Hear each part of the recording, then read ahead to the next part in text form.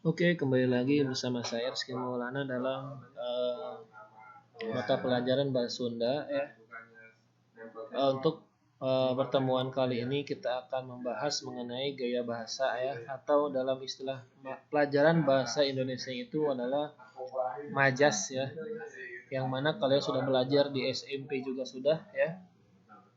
Dan ini dalam bahasa Indonesia, dalam bahasa Sunda juga ada pelajaran apa namanya gaya bahasa ya, lelandihan. Kenapa kita belajar itu? Karena dalam bab satu ini judulnya itu adalah mengenai apa namanya pupuh ya. Nah, kawih kawih ini adalah tembang melagu ya, atau melantunkan apa kata-kata atau apa seperti lirik-lirik yang kemudian dipadukan dengan apa alat musiknya. Kemudian kita lewat saja mengenai apa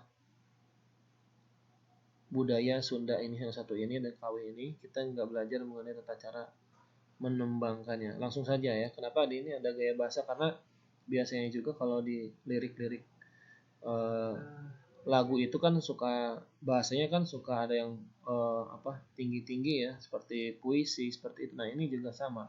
Makanya harus disiplin gaya bahasa ya, atau gaya bahasa metaforanya terbagi lagi apa beberapa gaya bahasa ya, seperti gaya bahasa Landian, kemudian gaya bahasa Mizalma, gaya bahasa Ngasor, gaya bahasa Ragulan, gaya bahasa Rautan ya. Jadi di metafora ini terbagi lagi ya, atau dalam istilah bahasa Indonesia-nya itu ada personifikasi, litotes, hiperbola, eufemisme.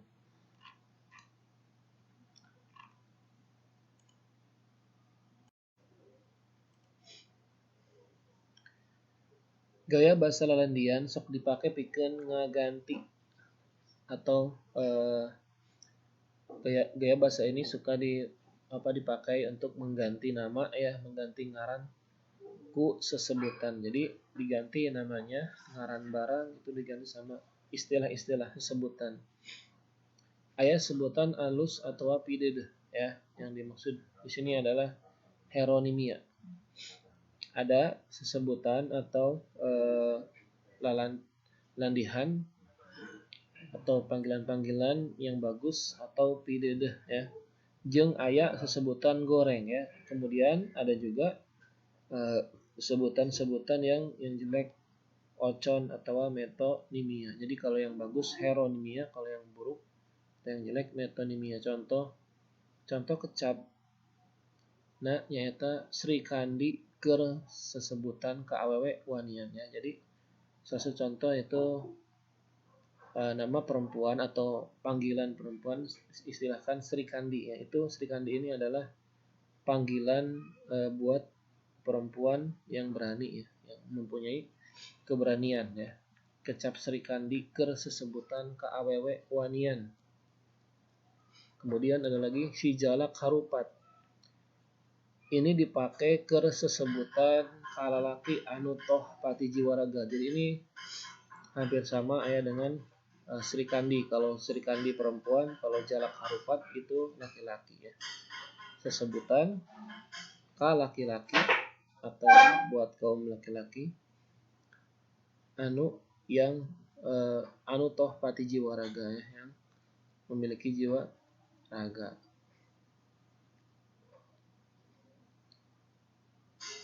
Cadu ngejat ti pakalangan atau pangperangan. Wayang pangsisina dipakai keur sebutan ocon banyol ka jalma anu jangkung gede. Jadi katanya ada orang yang tinggi besar itu disebutnya wayang pangsisina, itu ya, wayang pangsisina. Itu istilah dalam bahasa Sunda. Gimana Pak cara belajarnya? Cara apa menyebutkan nama-namanya, cara mengistilahkan atau cara apa mijalmanya seperti apa. Jadi kalian harus memiliki kamus ya. Bisa di online juga ada sekarang Google-nya. Kemudian misalkan melandingnya mau landian apa, sebutan nama siapa ya, namanya kemudian diganti diistilahkan dengan nama lain ya, istilah nama lain. Misalkan untuk manusia yang malesan gitu ya, yang nggak mau kemana-mana, malesan, pengen tidur aja. Nah itu istilahnya apa gitu dalam bahasa Sundanya, seperti itu ya dia.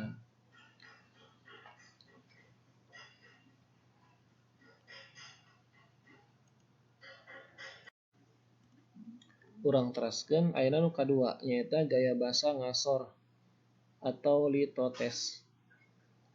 Sok dipake pikeun ngebrehkeun hal nu sabalikna ya. Gaya basa ngasor atau litotes sok dipake pikeun ngebrehkeun hal nu sabalikna tina kanyataan. Contona kuring mah teu boga duit sapeser-peser acan. Artinya padahal dia kaya gitu ya, padahal beunghar. Beunghar ini adalah punya apa ya, punya segalanya gitu, beunghar, kaya gitu ya. Ini jadi gaya bahasa ini itu apa namanya, suka meniadakan gitu ya, suka ngeuweuh-euweuhkeun istilah Sunda gitu ya. Suka membalik-balikin fakta gitu ya. Kuring mah teu boga duit sapeser-peser acan. Padahal beunghar gitu ya. Dahar ge ukur jeung uyah. Nah, ngerti nggak? Ini mungkin makan juga hanya dengan garam gitu ya. Dahar ge ukur jeung uyah, padahal dengan sanguna sagala aya. Padahal dengan sangu ini adalah teman nasi. Padahal lauknya itu semuanya ada, segala aya. Jeung sajabana dan seterusnya gitu ya. Seperti itu yang untuk gaya bahasa ngasar ini lebih mudah kita pahami ya. Karena apa namanya, istilahnya gaya bahasa yang untuk membalik-balikan fakta ya. Ngasor ya. Kemudian yang ketiga ini adalah gaya bahasa rahulan atau hiperbola. Sok dipake pikeun nandeskeun, ngantebkeun atawa nimbulkeun rasa nu kaleuleuvih ya. Nu kaleuleuvih ya. Nu ngaleulewihan gitu ya mungkin. Rarahulan. Contohnya amarahna nguntab-nguntab lir seuneu hurung. Kemudian ngajerit maratan langit, ngoceak maratan jagat. Najan nepi ka ceurik getih oge moal ditoleh. Jadi intinya gaya bahasa hiperbola ini adalah perumpamaan. Jadi gaya bahasa yang mengumpamakan ya. Seperti ngejerit maratan langit. Ini adalah artinya menjerit ya. Kedengaran ya, seluruh ya alam itu maratan langit, jadi intinya kencang banget ya. Anak itu kalau nangis ngejerit maratan langit, misalkan budak sekolah atau misalkan Abdul lamun ceurik ngajerit maratan langit. Nah, seperti jadi intinya si Abdul itu kalau nangis menjerit ya, menjeritnya maratan langit, saking maratan langit kan di atas ya, jadi kencang banget gitu ya maratan langit.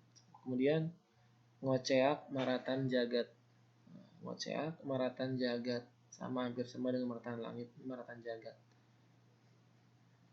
Ngoceak ini yang suka ngoceak ini kan ini ya apa, ayam ngoceaknya. Ting koceak ayam lamun candi parab ting koceak kucing ya, sama juga ya. Sasatoan itu adalah binatang-binatang ngoceak. Yang suka ngocek itu ayam, kemudian kucing gitu ya, istilah-istilah ting koceak gitu ya, minta dahar, minta makan gitu ya. Ngoceak maratan jagat ya, saking laparnya jadi kedengeran suara ting koceaknya kedengeran, dia minta makan seperti itu. Najan nepi ka ceurik getih oge moal ditoleh ya, sampai walaupun ya sampai nangis keluar darah gitu ya, cerik getih oge moal ditoleh yang gak bakal dilihat gitu ya. Sanajan atau ya ini sanajan nepi ka cerik getih oge moal ditoleh, walaupun ya nangisnya keluar air matanya keluar darah, nggak bakal dilihat, nggak bakal diperhatikan. Seperti itu. Jadi untuk gaya bahasa rahulan atau hiperbola dan gaya bahasa Eufrates. Terus salajengna nyaeta gaya bahasa eufemisme ya. Kemudian selanjutnya yaitu gaya bahasa rautan atau eufemisme. Gaya bahasa ini suka dipakai pikeun ngalemesan ya. Maksud ini ngalemesan ini adalah dibuat halus gitu ya, dibuat sopan atau disaring ya, disaring ulang kata-katanya biar tidak kasar atau sembarangan. Tergantung kita berbicara dengan siapa. Kalau di istilah Sunda itu kan seperti itu ya. Semakin tinggi atau umur ya lawan bicara kita, maka kita harus semakin sopan ya, atau halus, lemes gitu ya. Contohnya, maksudnya sangkan teu kasar ya. Katanya di sini maksudnya biar enggak kasar banget katarimana ya. Jadi biar enggak kasar banget keterima sama yang membaca atau yang mendengarkan ya. Kudu maca atau ngaregepkeun ya. Sangkan teu kasar katarimana kudu maca atau ngaregepkeun ya. Jadi katanya biar keterima ya, bahasanya halus, sopan, diantaranya yakni sama orang yang membaca atau yang mendengarkan atau menyimak. Contohnya, ke kuring rek kacai heula ya. Nah, maksud di sini artinya maksudna rek kiih ya. Maksudna rek kiih ya. Kalian tahu kiih itu apa? Kiih ini adalah kencing ya, ke belakang ya. Rek kiih ya. Nah,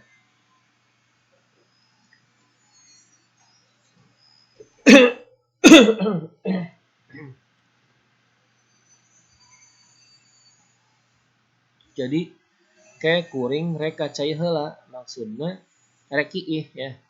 Jadi intinya masa sama orang tua bilangnya Pak kuring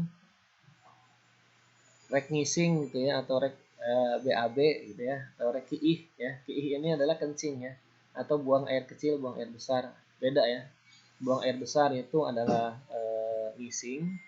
Kalau istilah bahasa Sundanya, kalau kehampangan ya, keabotan, kehampangan itu banyak banget ragam bahasa yang dipakai sama orang-orang Sunda ketika dia melihat siapa lawan bicaranya, apakah orang pendidikan ya, ataukah bangsawan ya.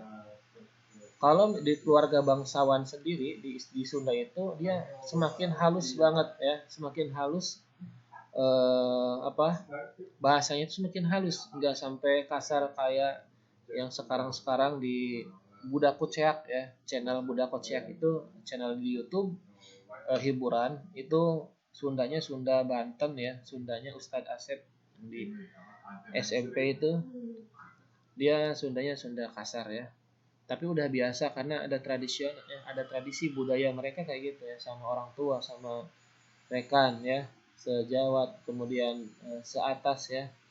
Lawan bicaranya lebih tinggi dari dia juga sama ya, nggak ada perbedaan. Kalau di Sunda yang asli, Tataran Sunda di Bandung ya, di Sumedang, semakin lawan bicaranya semakin tinggi atau semakin umurnya semakin di atasnya usianya, kemudian